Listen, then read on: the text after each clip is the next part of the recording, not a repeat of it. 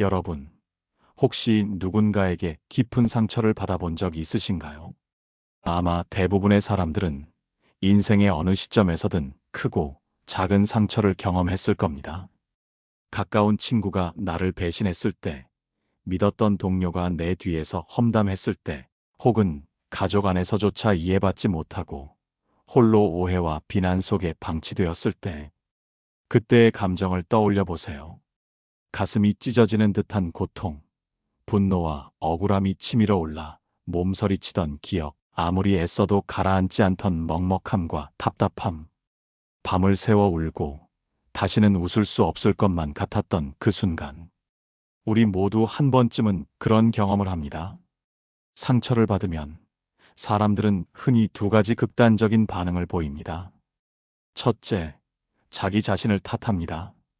내가 부족했기 때문에 이런 대우를 받은 걸까? 스스로를 의심하고 깎아내리며 자존감을 무너뜨립니다. 둘째, 상대를 향해 분노와 복수심을 품습니다. 언젠가는 반드시 갚아주겠다. 하지만 이런 생각은 순간적인 위안일 뿐, 오래 붙잡고 있으면 오히려 나를 갉아먹고 내 에너지를 고갈시킵니다. 그렇다면 우리는 어떤 선택을 해야 할까요? 첫 번째는 상처를 있는 그대로 인정하는 것입니다. 나는 지금 아프다. 나는 상처를 받았다. 이렇게 스스로 승인하는 순간 내 감정을 억누르지 않고 받아들일 수 있습니다. 많은 사람들이 괜찮은 척하지만 감정은 억제한다고 사라지지 않습니다. 오히려 내면 깊숙이 숨어 있다가 더 큰 폭발로 돌아옵니다. 상처를 인정하는 것은 약함이 아니라 용기입니다. 두 번째는 감정을 분리하는 훈련입니다. 사건, 감정, 그리고 신체 반응을 나누어 적어보세요. 동료가 회의에서 내 의견을 무시했다는 사건, 분노와 수치심이 올라왔다는 감정, 심장이 빨리 뛰고 손이 떨렸다는 몸의 반응. 이렇게 나누면 사건과 감정이 같지 않다는 것을 알게 됩니다. 나는 사건이 아니라 사건에 대한 해석과 반응 때문에 힘든 것입니다. 결국 우리는 하나의 질문으로 돌아옵니다. 나는 이 상처의 순간에 머물 것인가, 아니면 내 삶의 주도권을 되찾을 것인가? 상대의 말과 행동이 내 하루와 내 미래를 좌우하도록 내버려 둘 것인가, 아니면 그들의 자리를 내 마음에서 점점 줄여나갈 것인가? 여기서 두 번째 선택을 한다면 복수는 이미 시작된 것입니다. 복수란 상대를 공격하는 것이 아니라 내 삶을 다시 세우는 선택이기 때문입니다. 대부분의 사람들은 복수를 영화 속 장면처럼 떠올립니다. 상대를 무너뜨리고 나를 괴롭힌 사람에게 똑같이 되갚아주는 것. 하지만 현실에서 가장 강력한 복수는 의외로 단순합니다. 바로 무시와 성공입니다. 무시는 단순히 외면이 아닙니다. 그들의 말과 행동에 더 이상 의미를 부여하지 않는 것입니다. 누군가의 말이 내 기분을 좌우하고 그 사람의 시선 때문에 내가 위축된다면 이미 나는 그 사람에게 내 삶의 주도권을 내준 겁니다. 무시는 그 주도권을 다시 찾아오는 과정입니다. 그들의 말은 내 인생을 정의할 권리가 없고 그들의 행동은 내 행복을 결정할 힘이 없습니다. 이 사실을 깨닫는 순간 그들의 영향력은 급격히 줄어듭니다. 하지만 무시만으로는 충분하지 않습니다. 공백에는 반드시 새로운 에너지가 들어와야 합니다. 그것이 바로 성공입니다. 여기서 말하는 성공은 단순히 돈을 많이 벌고 높은 지위를 얻는 것을 뜻하지 않습니다. 진짜 성공은 내가 원하는 방향으로 내 삶을 주체적으로 성장시키는 것입니다. 꾸준한 운동으로 몸을 돌보고 독서와 배움으로 지혜를 넓히고 의미 있는 목표를 향해 한 걸음씩 나아가는 것. 작은 루틴이 쌓여 내 삶을 변화시키는 순간 나는 이미 성공을 경험하는 것입니다. 상처 준 사람은 내가 무너지고 불행하게 살기를 바랬을 겁니다. 그러나 시간이 흐른 뒤 내가 웃으며 당당하게 살아가는 모습을 본다면 그것이야말로 그들에게 가장 큰 충격이 될 것입니다. 내가 성장할수록 그들의 말과 행동은 무력화되고 그들의 상처 주려는 의도는 물거품이 됩니다. 따라서 복수의 첫 원칙은 무시와 성공입니다. 그들의 존재는 내 삶에서 더 이상 중요하지 않다. 나는 오히려 더 나은 나로 성장한다. 이 단순한 태도가 가장 강력한 복수의 시작입니다. 우리가 상처를 받았을 때 가장 먼저 드는 충동은 즉각적인 반응입니다. 억울한 말을 들으면 맞받아치고 싶고, 무시당하면 존재감을 드러내고 싶습니다. 하지만 이런 반응은 대부분 우리를 더 소모시키고 상처 준 사람을 오히려 만족시킵니다. 그들은 우리의 반응을 통해 자신들의 힘을 확인하기 때문입니다. 그렇기 때문에 가장 확실한 복수는 바로 반응하지 않는 것입니다. 반응하지 않는다는 것은 무력함이 아니라 선택의 힘입니다. 감정을 즉시 터뜨리지 않고 잠시 붙잡아두는 순간 주도권은 다시 내게 돌아옵니다. 예를 들어 누군가 모욕적인 말을 했을 때 즉시 대답하지 않고 침묵을 유지하면 상대는 당황합니다. 그들은 화나 분노를 기대했는데 아무 반응이 없자 스스로 어색한 상황에 갇힙니다. 이 힘을 기르는 방법은 여러 가지가 있습니다. 첫째, 90초 지연 규칙입니다. 도발적인 말을 들었을 때 90초만 반응을 늦추세요. 이 시간 동안 뇌에서 분노를 유발하는 화학 반응은 가라앉습니다. 둘째, 말의 속도를 늦추세요. 평소보다 천천히 말하면 감정을 조절할 시간을 벌 수 있고 상대는 오히려 불안해집니다. 셋째, 기록하기입니다. 화가 나는 순간 마음속에 있는 말을 종이에 적어보세요. 적는 순간 감정은 객관화되고 머릿속의 혼란은 정리됩니다. 반응하지 않는 힘은 내 삶을 지키는 가장 강력한 방패입니다. 그들은 내 반응을 통해 존재감을 확인하려 하지만 내가 반응하지 않으면 그들의 불은 연료를 잃고 꺼져버립니다. 이것이야말로 보이지 않는 복수, 가장 지혜로운 복수입니다. 용서라는 단어는 참 어려운 주제입니다. 잘못한 것은 상대인데 왜 내가 용서해야 하나 억울하다는 생각이 드는 게 당연합니다. 그러나 여기서 말하는 용서는 상대를 위한 것이 아니라 나 자신을 위한 해방입니다. 분노와 원망은 처음에는 힘처럼 느껴지지만 오래 붙잡고 있으면 내 마음을 갉아먹는 독이 됩니다. 결국 내가 병들고 내 삶이 더 힘들어집니다. 그래서 우리는 용서를 선택해야 합니다. 용서는 잘못을 정당화하거나 무기하는 것이 아닙니다. 용서는 단지 나는 더 이상 그 상처에 내 삶을 묶어두지 않겠다라는 선언입니다. 용서를 실천하는 방법은 여러 가지가 있습니다. 첫째, 감정을 억누르지 않고 관찰하세요. 화가 올라올 때, 지금 분노가 올라오고 있구나 하고 바라보면 감정은 힘을 잃습니다. 둘째, 경험을 재해석하세요. 그 사람은 나를 성장시키기 위한 시험이었을지도 모른다. 이렇게 바라보면 원망이 교훈으로 바뀝니다. 셋째, 자기 자신에게 편지를 쓰세요. 너는 잘못한 게 없다. 내가 받은 상처는 내 탓이 아니다. 스스로에게 이런 위로를 보낼 때 마음은 치유됩니다. 용서를 통해 내 마음은 평화를 얻습니다. 외부의 공격이 있어도 쉽게 흔들리지 않는 강인함을 갖게 됩니다. 상처 준 사람은 내 분노를 기대했지만 나는 오히려 평화를 얻습니다. 이것이야말로 진정한 복수입니다. 상처 준 사람에게 가장 통쾌한 복수는 그들이 바라던 정반대의 삶을 사는 것입니다. 그들은 내가 무너지고 좌절하며 불행하기를 원했을지 모릅니다. 그러나 내가 오히려 더 건강하고 더 지혜롭고 더 행복하게 살아간다면 그것은 그들에게 되돌릴 수 없는 충격이 됩니다. 삶의 개선은 거창한 성취가 아닙니다. 오히려 일상의 작은 변화에서 시작됩니다. 매일 아침 감사한 3가지를 적는 것, 하루 20분씩 몸을 움직이는 것, 일주일에 한 번이라도 나를 기쁘게 하는 시간을 만드는 것. 이런 작은 습관들이 쌓여 나의 삶은 눈에 띄게 변합니다. 또한 삶의 개선은 환경 정리에서 시작됩니다. 내 방을 정돈하고 불필요한 관계를 줄이고 나를 지지하고 응원하는 사람들과 시간을 늘리는 것. 이렇게 하면 내 삶은 긍정적인 에너지로 채워집니다. 상처 준 사람의 존재는 점점 작아지고 나를 지지하는 사람들로 내 삶이 채워집니다. 삶의 개선 과정에서 중요한 것은 꾸준함입니다. 하루 이틀의 변화로는 티가 나지 않습니다. 그러나 몇 달, 몇 년이 지나면 내 몸과 마음, 인간관계, 삶의 질이 완전히 달라집니다. 내가 더 건강해지고, 더 자신감 넘치고, 더 당당해집니다.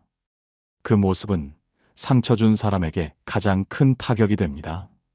결국 삶의 개선은 최고의 복수입니다. 상대를 공격하지 않아도 그들의 존재를 무력화할 수 있습니다. 나의 행복과 성공 자체가 그들에게는 가장 뼈아픈 메시지이자 동시에 나에게는 가장 값진 선물이 됩니다. 상처 준 사람을 대하는 가장 단호한 방법은 그들을 내 삶에서 지워버리는 것입니다.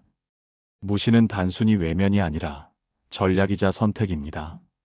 그들의 말과 행동에 더 이상 의미를 부여하지 않고 내 감정 에너지를 허비하지 않는 것.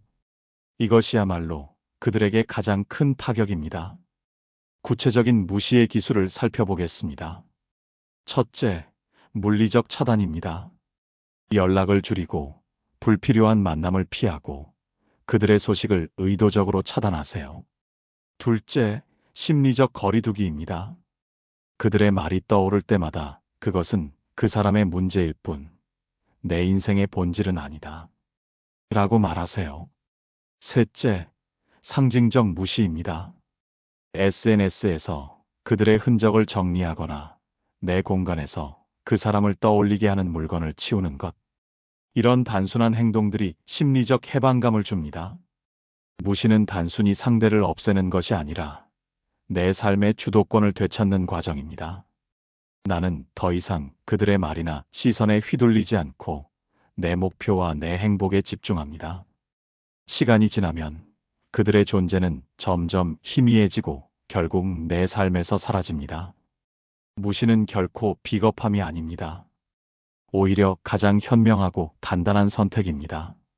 상처 준 사람에게 더 이상 내 에너지를 허비하지 않겠다는 선언, 내 삶을 나답게 살겠다는 다짐. 이것이 무시의 진정한 의미이며 가장 고요하지만 가혹한 복수입니다. 상처는 우리의 자존감을 무너뜨립니다. 특히 가까운 사람에게 받은 상처일수록 그 타격은 더 큽니다. 우리는 스스로를 의심하며 내가 부족한가, 내가 잘못했나라는 생각에 빠집니다. 그러나 상처와 나의 가치는 별개입니다. 누군가가 나에게 상처를 줬다고 해서 내가 가치 없는 존재가 되는 것은 아닙니다. 진정한 복수는 자존감을 회복하는 것입니다. 자존감이 단단하면 어떤 공격도 더 이상 나를 흔들 수 없습니다. 자존감을 세우는 방법은 여러 가지가 있습니다. 첫째, 긍정적 확언입니다. 매일 거울 앞에서 나는 소중하다. 나는 충분하다. 나는 성장하고 있다. 라고 말하세요. 단순하지만 강력한 효과가 있습니다. 둘째, 작은 성공 쌓기입니다. 설거지를 마쳤을 때, 운동을 끝냈을 때, 책 한 장을 읽었을 때, 이런 작은 성취에도 스스로 칭찬하세요. 성취가 쌓이면 자신감은 자연스럽게 회복됩니다. 셋째, 나를 존중하는 행동을 하세요. 충분히 쉬고 필요할 때는 거절하고 나를 위해 시간을 쓰는 것. 이것이 자기 존중입니다. 자존감을 세운 사람은 더 이상 쉽게 무너지지 않습니다. 상처 준 사람의 말은 더 이상 내 가슴을 찌르지 못합니다. 나는 이미 나를 존중하는 사람이 되었기 때문입니다. 이것이야말로 상처에 대한 근본적인 복수입니다. 복수심은 순간의 불꽃과 같습니다. 처음에는 강렬하지만 오래가지 못합니다. 그렇기에 우리는 일시적인 분노에 머무르지 말고 지속 가능한 삶을 추구해야 합니다. 그것이 바로 균형 잡힌 성공과 행복입니다. 진짜 성공은 외적인 성취만이 아닙니다. 몸이 건강하고 마음이 평온하며 인간관계가 안정되고 내가 원하는 삶을 주체적으로 사는 것. 이것이 진정한 성공입니다. 이를 위해 4가지 기둥이 필요합니다. 첫째, 의미 있는 목표입니다. 돈과 지위가 아니라 내가 살아가는 이유와 방향성입니다. 둘째, 꾸준한 루틴입니다. 매일 조금씩 반복되는 습관이 결국 내 인생을 바꿉니다. 셋째, 지지망입니다. 나를 응원하고 기뻐해주는 사람들이 곁에 있어야 합니다. 넷째, 회복력입니다. 실패와 좌절에도 다시 일어날 수 있는 힘입니다. 이 4가지가 균형을 이룰 때 나는 쉽게 흔들리지 않습니다. 상처 준 사람의 말이나 행동은 내 삶에 더 이상 영향을 주지 못합니다. 나는 꾸준히 성장하며 더 행복해집니다. 이것이야말로 그들에게는 가장 큰 응징이고 나에게는 가장 큰 선물입니다. 상처는 인생의 일부입니다. 하지만 그 상처를 어떻게 해석하느냐에 따라 내 인생은 완전히 달라집니다.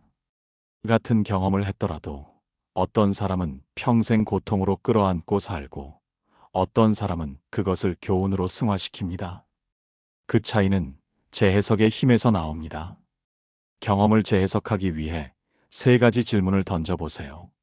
첫째, 이 경험을 통해 나는 무엇을 배웠는가? 둘째, 나는 어떻게 더 강해졌는가? 셋째, 앞으로 같은 상황에서 나는 어떻게 다르게 행동할 것인가? 이 질문에 답하다 보면 상처는 더 이상 고통만이 아니라 나를 성장시키는 자산이 됩니다. 또한 과거가 아니라 미래에 초점을 맞추세요. 과거는 이미 지나갔습니다. 그러나 미래는 아직 쓰이지 않았습니다. 내가 어떤 목표를 세우고 어떤 선택을 하느냐에 따라 무궁무진하게 달라질 수 있습니다. 과거의 상처가 내 발목을 잡게 두지 말고 그것을 발판 삼아 더 높이 뛰어오르세요. 미래 지향적 사고는 상처 준 사람을 무력화시킵니다. 그들은 내 과거에는 있었지만 내 미래에는 없습니다. 결국 내가 미래를 바라보는 태도 자체가 복수입니다. 나는 더 이상 과거에 매이지 않고 더 큰 삶을 향해 나아가기 때문입니다. 우리가 지금까지 긴 여정을 걸어오면서 다양한 복수의 방법을 이야기했습니다. 무시와 성공, 반응하지 않기, 내면의 성장과 용서, 삶의 개선과 자존감 회복, 그리고 지속 가능한 행복까지. 그런데 이 모든 것을 종합해 보았을 때 결국 우리가 도달하게 되는 결론은 하나입니다. 바로 행복입니다. 가장 궁극적이고 완전한 복수는 내가 진심으로 행복하게 살아가는 것입니다. 상처 준 사람들은 내가 무너지고 울고 좌절하며 불행에 빠지기를 바랐을지도 모릅니다. 그들은 내 불행 속에서 자기 우월감을 확인하고 싶었을 겁니다. 그런데 시간이 흘러 내가 여전히 웃고 당당하게 살아가고 만족스러운 삶을 살고 있다면 그것이야말로 그들에게는 가장 잔인한 복수가 됩니다.